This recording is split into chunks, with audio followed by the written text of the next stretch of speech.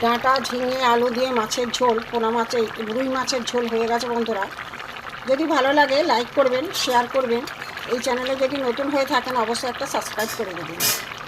Comment করে জানাবেন এই গরমের দিনে ঝিঙে ডাঁটা আলু মাছের ঝোল কেমন লাগে। এই চ্যানেলে যদি নতুন হয়ে থাকেন অবশ্যই একটা সাবস্ক্রাইব করে দেবেন। যারা ফেসবুক পেজ থেকে দেখেন তারা একটা ফলো করে দেবেন।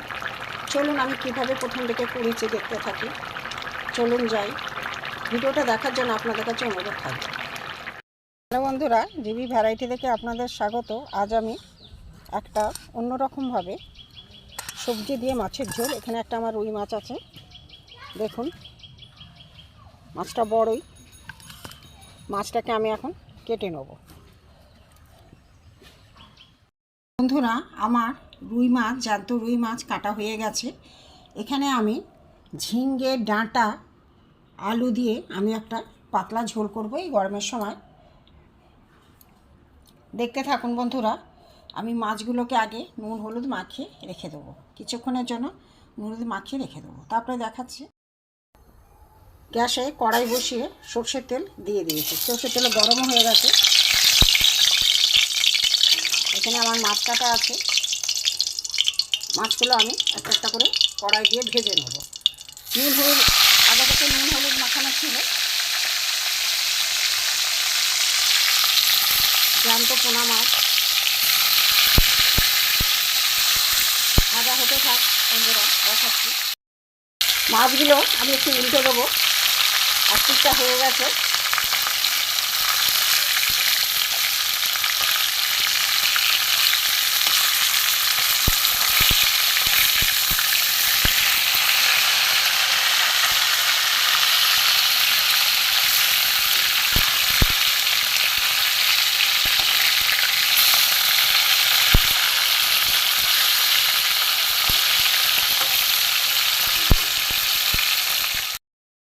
মাছ ভাজা হয়ে গেছে, আমি তুলে নেবো। মাথাটা কত বড় দেখুন।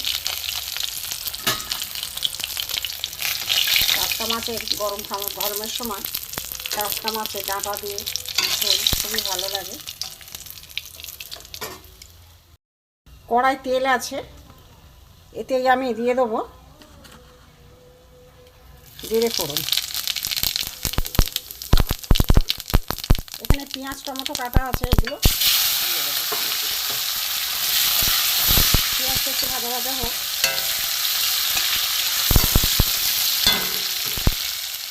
পেঁয়াজ টমেটো একটু ভাজা ভাজা হয়েছে, আমি এতে দিয়ে দেবো আলু।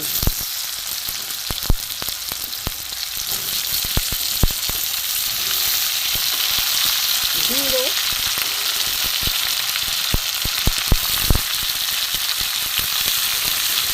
ডাঁটা দিয়ে দেবো, দিয়ে আমি একটা এগুলো ভাজবো।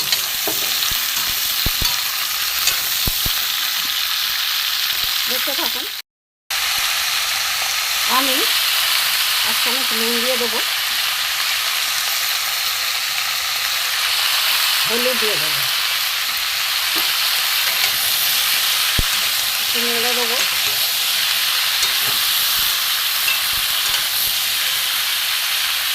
এবার আমি এটাকে চাপা দিয়ে দেবো, হতে থাক। খুলে দেখবো এত জল বেরিয়েছে দেখুন ঝিঙে।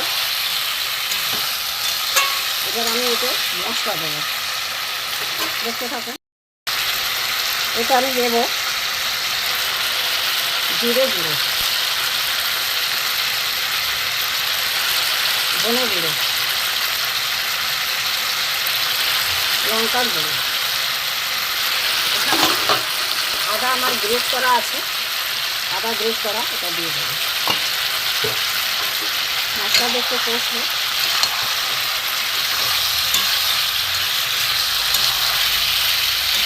তরকারিটা বন্ধু রাখতে সুন্দর খেতে লাগে। পাতলা খেতে থাক। মশলা দিয়ে কষা হয়ে গেছে, এতে আমি কিছুটা জল দিয়ে দেবো। আলু টালুগুলো সেদ্ধ হয়নি, আলু সেদ্ধ হবে, ডাঁটা সেদ্ধ হবে। কিছুক্ষণ পরে ঘুরে আসছে। আমার মাছের ঝোল বন্ধুরা আলু সেদ্ধ হয়ে গেছে, আলু সেদ্ধ হয়ে গেছে, ডাঁটাও সেদ্ধ হয়ে গেছে, আর ঝিঙে তো হয়ে গেছে। নুন দিয়ে চাপা দিলে ঝিঙে সেদ্ধ হয়ে যায়। এখানে আমার ভেজে রাখা মাছ আছে, এগুলো আমি দিয়ে দেবো।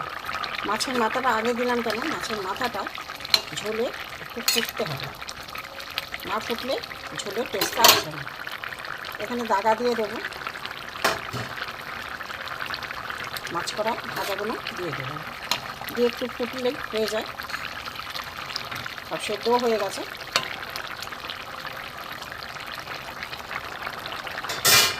হতে থাক, দেখাচ্ছি। আমার মাছের ঝোল হয়ে গেছে, ডাঁটা আলু ঝিঙে মাছের ঝোল হয়ে গেছে।